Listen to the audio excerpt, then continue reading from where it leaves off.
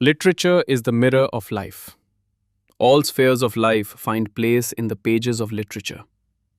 The writer writes literature with his own feelings and literary philosophy, and the general reader gets pleasure from reading that literature, becomes satisfied, and then the writer becomes to the reader a close person, a person of the heart. So the reader also hopes to read more new literary works from that author. The responsibility towards the reader and the writer increases. New literature is created. Needless to say, there have been various changes in the presentation of Bengali literature. Over the past several decades, this change has come to everyone's attention. Bengalis are always lovers of literature. Therefore, their enthusiasm for literature is immense. And in this regard, the writers of the present time are quite aware. So they too have changed their presentation of literature at different times. Asim Kumar Mukhopadhyay is a popular and renowned writer nowadays. He is a poet, story writer, essayist, and a researcher respectively. For the past 5 decades, he has been practicing literature. Various books written by him are very popular among the readers. He mainly loves to write poetry. Towards poetry, he has a secret weakness of his own. He thinks that poetry speaks of the human heart. Poetry inspires the reader, to find the words of his own mind through poetry. Asim Kumar Mukhopadhyay thinks that many things in the society can be changed through poetry. In social development, poetry has a role to play. Over the past few decades, there has been a lot of research and experimentation on poetry. Asim Kumar Mukhopadhyay writes poems of completely different thoughts and feelings. Personally, professionally, after voluntarily retiring from government service, he entered the profession of teaching. His writings were published in various magazines of India. Although he has a weakness for poetry, he regularly writes articles on various subjects. His research essay on Rabindranath's literature has become quite popular among the readers. Regarding his own writing and literary works, he attaches great importance to readers. Valuable and constructive criticism, he thinks, constructive, literary criticism enriches a writer. So he always believes in a close relationship with the readers. The word choice and presentation in his poetry is a little different.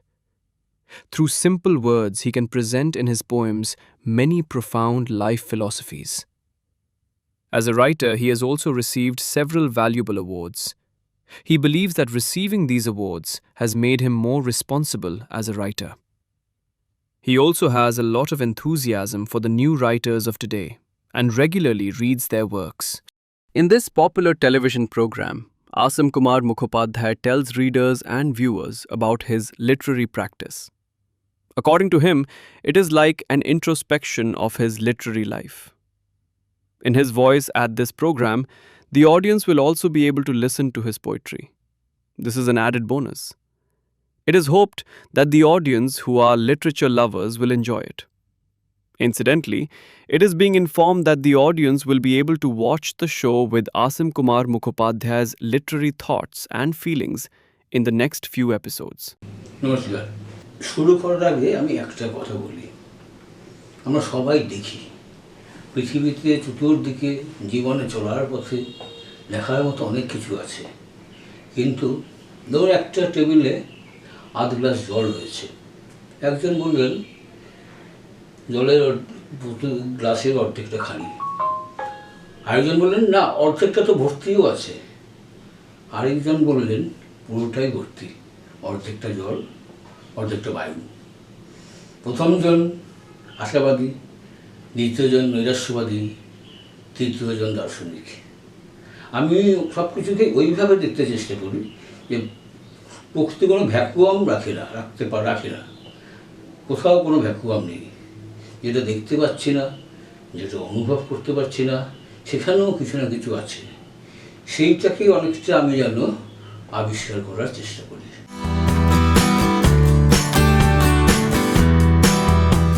যেটাকে আমার ফাঁকা মনে হয় সেই জায়গাটাই আমি ভরবার চেষ্টা করি। সে কবিতা দিয়ে হোক, সে একটা গল্প দিয়ে হোক, একটা উপন্যাস বা নাটক দিয়ে হোক, মনে হচ্ছে এই জায়গাটা ফাঁকা, এই জায়গায় এইটুকু করলে ফাঁকাটা ভরাট হয়ে যাবে। আর শিল্প শুধু পেন আর কাগজ, রং আর তুলি, তানপুরা আর হারমোনিয়ামে নয়। শিল্প সবাই শিল্পী, প্রত্যেকটি মানুষ শিল্পী। এক মাঠে গিয়ে দেখুন, এক হাঁটু কাদার মধ্যে জল জমে আছে, যে কৃষক রমণী একটি একটি করে ধানের চারা বুঝছেন, লক্ষ্য করে দেখুন দৈর্ঘ্যে বা প্রস্থে প্রত্যেকটির সঙ্গে প্রত্যেকটির সমান দূরত্ব। এই যে পরিমিতিবোধ, এইটাও তাদের শিল্পের একটা অংশ। যে মেয়েটির বিয়ে স্থির হয়েছে 3 মাস পরে, সে এখন 2 মিনিট সময় বেশি দাঁড়ায় আয়নার সামনে। সে একটা ভবিষ্যৎ জীবনের জন্য নিজেকে তৈরি করছে। এই তৈরি করাটাও একটা শিল্প। সে যখন মা হতে চলেছে, সে যা খায় তার সাথে তার ভাবি সন্তানের জন্য সে অতিরিক্ত কিছু খায়। হয়তো যেগুলো পছন্দ করে না সেগুলো সে খায়, কারণ একজন নতুন অতিথি আসছে, তাকে তৈরি করতে হবে। এই যে তৈরি করা 9 মাস ধরে, এটাও একটা শিল্প।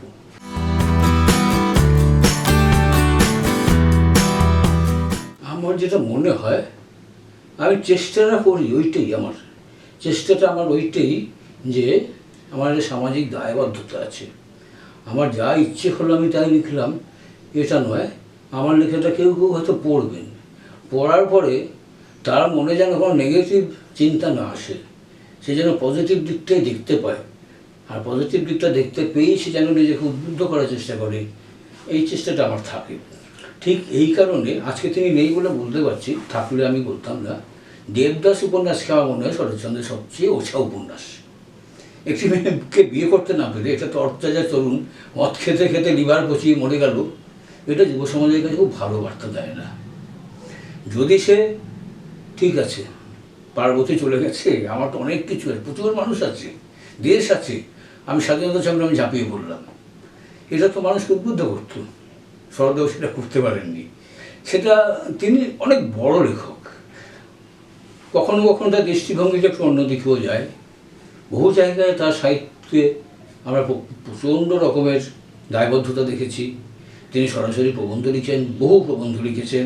সরাসরি তিনি সমাজের যেগুলো অন্ধকার দিক সেগুলোকে আক্রমণ করেছেন, কীভাবে মানুষের উত্তরণ ঘটতে পারে সেইগুলো বলেছেন। কিন্তু দেবদাস একটা স্ট্রে ইনসিডেন্ট, যেটাকে আমি কোনোদিন মেনে নিতে পারিনি।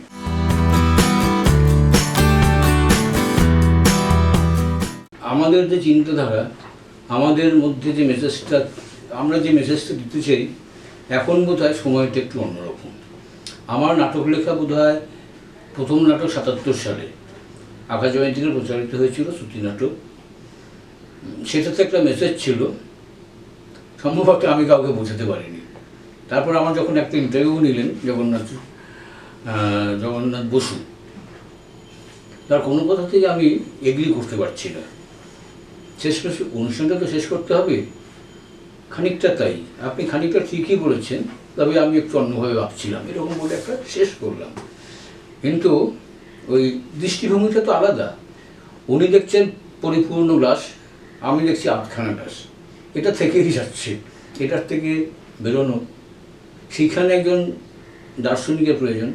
কখনো কখনো লেখকও সেই দার্শনিকের রোল প্লে করেন, করার চেষ্টা করেন।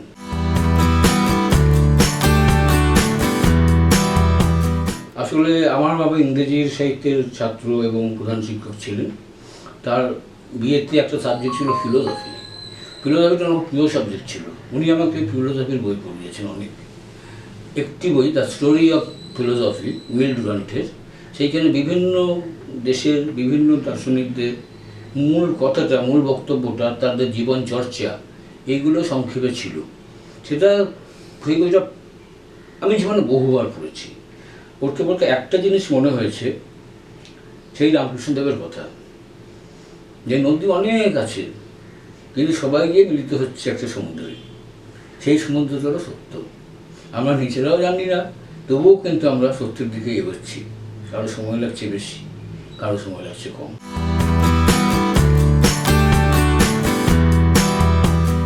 আমি লিখি খুব সামান্য, সময় পাই লেখার সামান্য, কারণ আমি প্রচুর পড়ি। এবং আমার পড়ার দিক থেকে আমি ভীষণ রকমের বুভুক্ষ।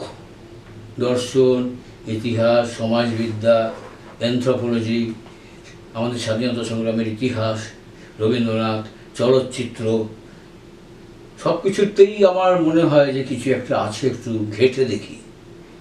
এই দেখতে গিয়েই জীবনের যেটা আদর্শ, আমার যেটা ভবিষ্যৎ পথ, সেইটা মাঝে মাঝে বাক পরিবর্তন করেছে।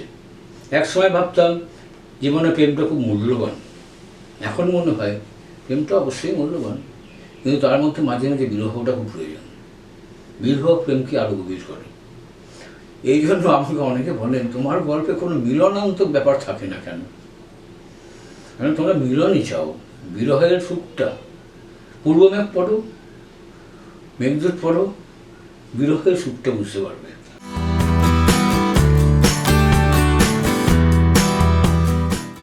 একটা পুরস্কার মানুষের দায়িত্ব অনেক বাড়িয়ে দেয়। আমি কোনো ছোটদের জন্য লিখিনি, তখন সবে নারায়ণবাবু মারা গেছেন। নারায়ণবাবু বলতে আমার খুব প্রিয় লেখক ছিলেন। তখন দীনেশচন্দ্র চট্টোপাধ্যায় কিশোর ভারতীর সম্পাদক। একদিন একটি সংখ্যায় বেরোলো যে শরদিন্দু বন্দ্যোপাধ্যায়, নারায়ণ গঙ্গোপাধ্যায় সাহিত্য প্রতিযোগিতা, গল্প আহ্বান করা হচ্ছে। কোনো আকার কতটা, কত শব্দ, এখন যেটা বলা হয় সেই সব কিছু বলেননি। আমার লেখক বন্ধুদের হিসেবে তুই লেখ। আমি তো শিশু সাহিত্য পড়ি, নারায়ণ গঙ্গোপাধ্যায় টেনিদা আমার খুব প্রিয়, আমার সংগ্রহে আছে, আমি এই বয়সেও পড়ি, কিন্তু লিখিনি কোনো দিন পারবো না। ওই বয়সে বাচ্চাদের সমান হওয়া মনের দিক দিয়ে এটা কঠিন। মানে না, তুই লেখ, তুই পারবি। তারপর আমি লিখলাম একটা গল্প টেনিদাকে নিয়ে। সেই পটলরাম শিঙ্গি মাছের ঝোল খায়, সেই হাবুল সেনের বাঙাল কথা, সেই টেনিদার মাথায় চাটি মেরে আলু কাবলিটা ছিনিয়ে নেওয়া, এইগুলো এলো। আমার পুরস্কারটা আমি পেলাম, প্রথম পুরস্কার। কিন্তু তার থেকে বড় পুরস্কার পেলাম, ক্লাস 8-এর একটি মেয়ে আমাকে একটা পুরস্কারের চিঠি লিখলো যে আপনিই নারায়ণ গঙ্গোপাধ্যায়, আপনি সেই ছদ্মনামে লিখেছেন। আমার মনে হয় এটা সবচেয়ে বড় পুরস্কার, যে আমার সাথে সে আসল লেখককে আইডেন্টিফাই করে ফেলেছে। মানে নারায়ণবাবুর যে স্টাইলটা বাচ্চাদের জন্য, আমি তার কাছাকাছি বুঝতে পেরেছি।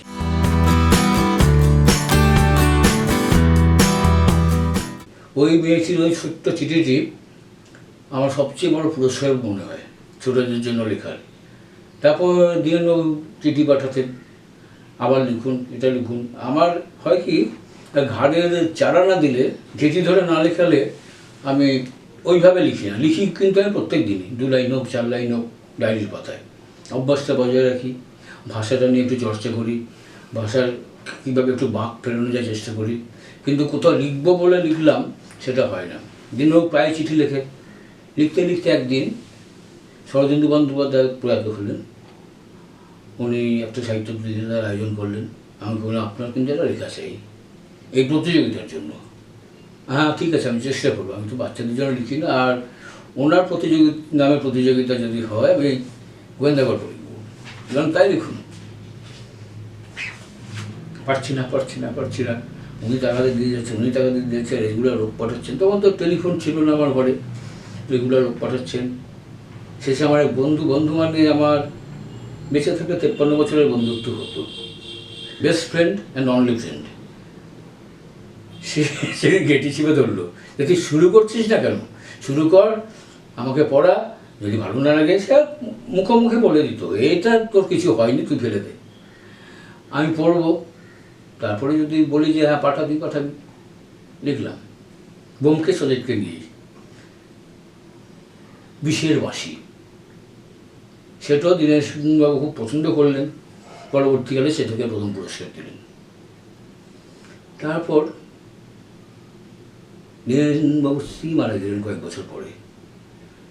তা তিনি ছেলেকে দিয়ে একটা ঘোষণা করালেন যে অমুক চট্টোপাধ্যায় স্মৃতি পুরস্কার। এই প্রতিযোগিতার বিষয়বস্তু, এর আগে কখনো বিষয়বস্তু বলেননি, বিষয়বস্তু হবে মা। আমার খুব মনে পড়ে গেল, আমরা এইটা আমি লিখব। একটা গল্প লিখলাম, মায়ের মতো আর কি আছে।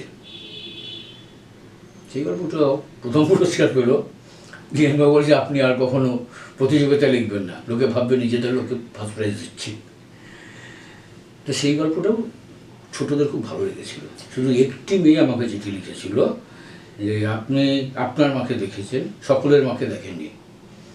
এবং সকলের মায়ের মধ্যেই মা, যে মা হননি তিনিও একদিন মা হবেন, এবং মায়ের মূর্তিটা, মাতৃমূর্তিটা একই থাকে। আমাদের বুঝতে ভুল হয়। মা শাসন করলে আমরা রাগ করি, বিরক্ত হই, মার হাতে মার খেলে আমরা ভাবি মা কি নিষ্ঠুর, কিন্তু আমার যখন জ্বর হয় সারা রাত দিকে মাই মাথার কাছে বসে থাকেন। এটা নিশ্চয়ই তুমিও দেখেছো।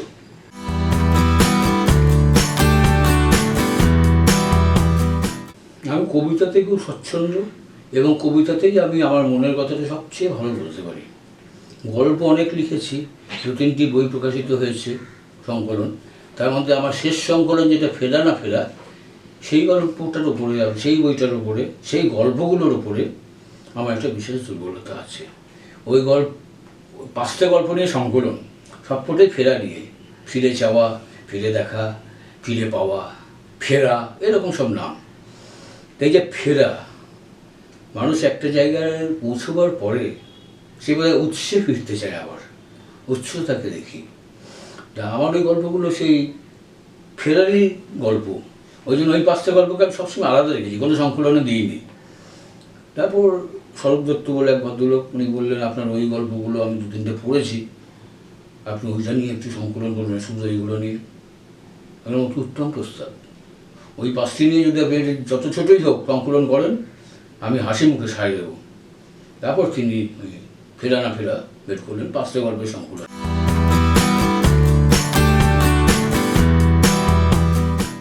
আমি সকলকেই বলি, নিজেকেও বলি, লেখো, যা মনে আসবে, যেভাবে লিখতে ভালোবাসো সেইভাবেই লেখো, কিন্তু পড়তে হবে, নানা রকমের লেখা পড়তে হবে। রবীন্দ্রনাথ আমার সবচেয়ে প্রিয় লেখক, টলস্টয় আমার খুব প্রিয় লেখক, হোমার ততটা নন যতটা দান্তে আমার প্রিয় লেখক। এদের পড়েছি। আমার খুব সুবিধা হয়েছিল, আমরা যখন একেবারে কিশোর, আমাদের এন্টারটেনমেন্ট ছিল ওই স্কুল থেকে ফিরে 45 মিনিটের মতো, 40 মিনিটের মতো ফুটবল খেলা, 12 মাস। যেই আলো জ্বলল ল্যাম্পপোস্টের, আমি দেখেছি আমাদের পাড়ার সেই সময় গ্যাসের আলো জ্বলত, সেই সাইকেলে করে একজন লোক এসে লাঠি বাড়িয়ে গ্যাসটা জ্বালিয়ে দিয়ে গেল, সঙ্গে সঙ্গে আমাদের ঘরে ফিরতে হবে। ফিরতাম।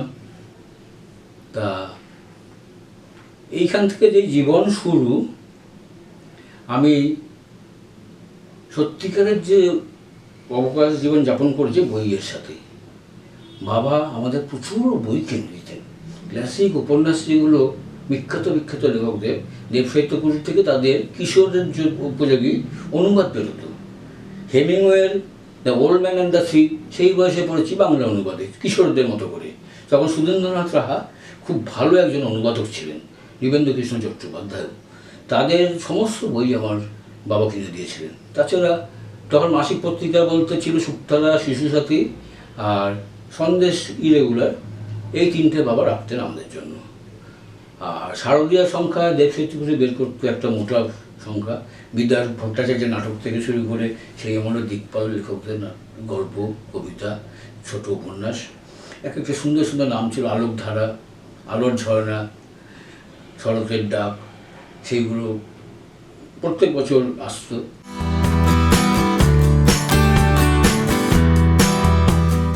রবীন্দ্রনাথ লিখেছেন, আমার এই পথ চাওয়াতেই আনন্দ। আমি যদি পথের শেষে পৌঁছে যাই, তখন বলছিলাম যে পথের শেষ কোথায়, তৃপ্তি তো হবে না। কিন্তু এই যে পথ চাওয়া, পথ চলা, নদী যতক্ষণ বয়ে যাচ্ছে ততক্ষণ সে নদী, সমুদ্রকে পড়বার পরে তার আর কোনো অস্তিত্ব নেই। আমি চাই না আমার অস্তিত্বটা ওইভাবে শেষ হোক, আমি বয়ে যেতে চাই উদ্দাম, কখনো শান্ত, কখনো উদ্দাম। বাধা পাবো, দিক পরিবর্তন করবো, এগোবো, সমুদ্রে পৌঁছতে আমি চাই না।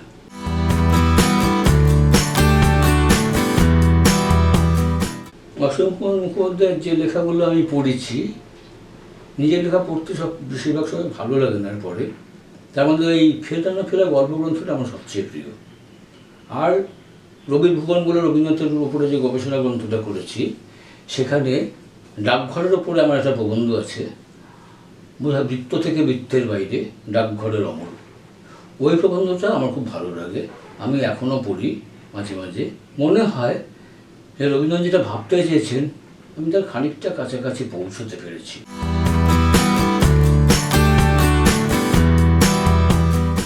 তৃপ্তি চাই না।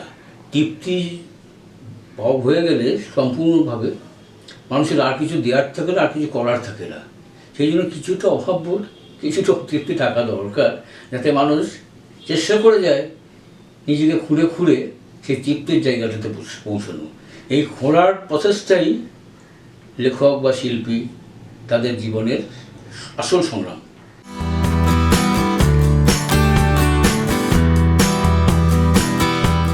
ঠিকঠাক থাকা। মাঝে মাঝে মনে হয় সবাই যেন ঠিকঠাক আছে। প্রবাসী বৃক্ষের ছায়ায় ঘর ছেড়ে বিষণ্ণ বাবু উদাসীন বসে আছে। সেই মেয়ে বসে আছে জানালার পাশে, কখন হেঁটে যাবে স্বপ্নের রাজপুত্র তার গলিপথ দিয়ে। ভোরের আলোর সাথে নীলকণ্ঠ বসেছিল ডালে, সকালের স্নিগ্ধ শিশির গায়ে মেখে নন্দিনী দেখেছে তাকে এলো চুলে ভোরবেলা। মনে হয় সব কিছু সেখানেই আছে, যেখানে যেটির থাকবার কথা। নদী আছে নদী খাতে এসে, অনুতাপহীন ভাসমান মেঘ আছে আকাশের নীল বুকে। মানুষ রয়েছে মানুষের কাছে, রোদ বৃষ্টি ছায়া যে যার জায়গায় আছে যেমনটি থাকার কথা। সবটুকু সাজিয়ে গুছিয়ে রেখে নিজের প্রসন্ন হাসিটুকু দিয়ে প্রসাদন সেরে একজন শুধু চলে গেছে চুপি চুপি সবার লক্ষ্যে। চলে গেছে সকলের ভালোবাসা ছড়িয়ে ছিটিয়ে বিজল প্রপাতের দিকে ধারাস্থানে শান্তি পায় বলে। সে কি জানে সে পথের শেষ কোথায়, কি আছে শেষে?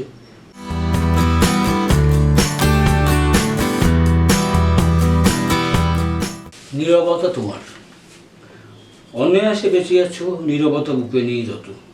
যদিও সঠিক জানি না গোপন গভীর বক্ষতলে কথাগুলো ছটফট করে ডানা মেলে উঠে যাবে বলে। কঠিনতা এত ভালো লাগে, এত ভালো লাগে নীরবতা? তবে কেন দু চোখে নিবিড় গভীর পাতার সমতলে এঁকে রেখেছিলে বাসন্তী সন্ধ্যা রঙিন সে পট?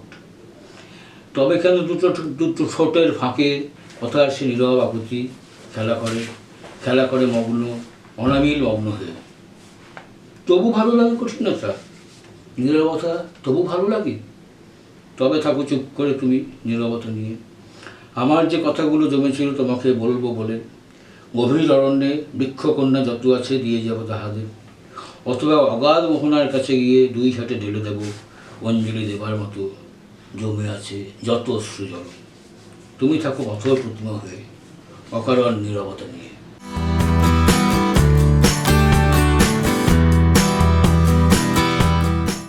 ঈশ্বর ও মানুষ। নতজানু হয়ে বসেছেন ঈশ্বর নিজের সৃষ্টির সামনে। বধিরতা করেছে যে গ্রাস তাকে, সে কথা মানেন তিনি।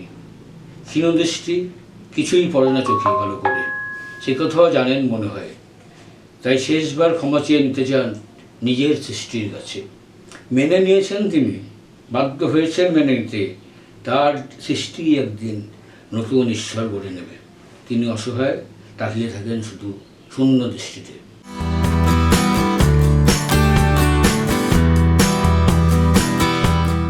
দায়। কারো কোনো দায় নেই, কারো কোনো দায় থাকে নাকি? চলতে চলতে পথ, অলস মুহূর্তে সামান্য কৌতূহলে চেয়ে দেখে চারিদিকে মরা ক্ষেত। কতদিন যে হয়নি ফসলের বীজ বোনা। শুধু মানুষেরই বুঝ বুনে গেছে মানুষেরা, তাই আর শূন্য ক্ষেত। আগাছায় ভরে গেছে আলপথ। ভাঙাচোরা মুখগুলো চারিদিকে শুধু অসহায় খুঁজে ফেলল কিছু। আর বিবর্ণ পাণ্ডুলিপি থেকে একে একে ঝরে পড়ে অক্ষরমালা। কবিতার সাথে তারা আর থাকবে না।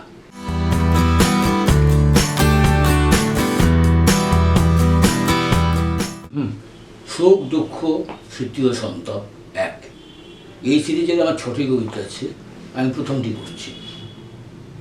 কিছু স্মৃতি নক্ষত্রের চুলুক, কিছু স্মৃতি আবছা সুগন্ধ হয়ে থাক। এই সব অনুভবে একদিন খুঁজে পাবো বিশুদ্ধ নিবেদন তোমার উদ্দেশ্যে। কিছু সুখ ধূপ ছায়া মন হয়ে থাক, কিছু থাক সরোবরে আকাশের ছায়া হয়ে। এইসব সুখের স্মৃতি পার হয়ে এসে একদিন খুঁজে নেব ঠিকানা সঠিক। কিছু দুঃখ হয়ে থাক মিছিলের মুখ, কিছু থাক একান্ত গোপনে তোমার চিঠির মতো। এইভাবে দুঃখের শাখা পার হয়ে একদিন কোনো দিন পৌঁছে যাব ঠিকঠাক। এরকম সুখ দুঃখ স্মৃতিও সন্তাপ মাখা থাক পাঞ্জাবিতে চন্দন কাঠের বোতাম হয়ে, লুকিয়ে থাকুক কিছু দিনে রাতে শেষ নিঃশ্বাসে মিশে, মায়াবী উদ্যানে থাকুক দাঁড়িয়ে পাশাপাশি ফুল গাছ কাঁঠা গাছ, নিঃশব্দ শিকারীরা খেলে যাক অকারণ অকরুণ খেলা।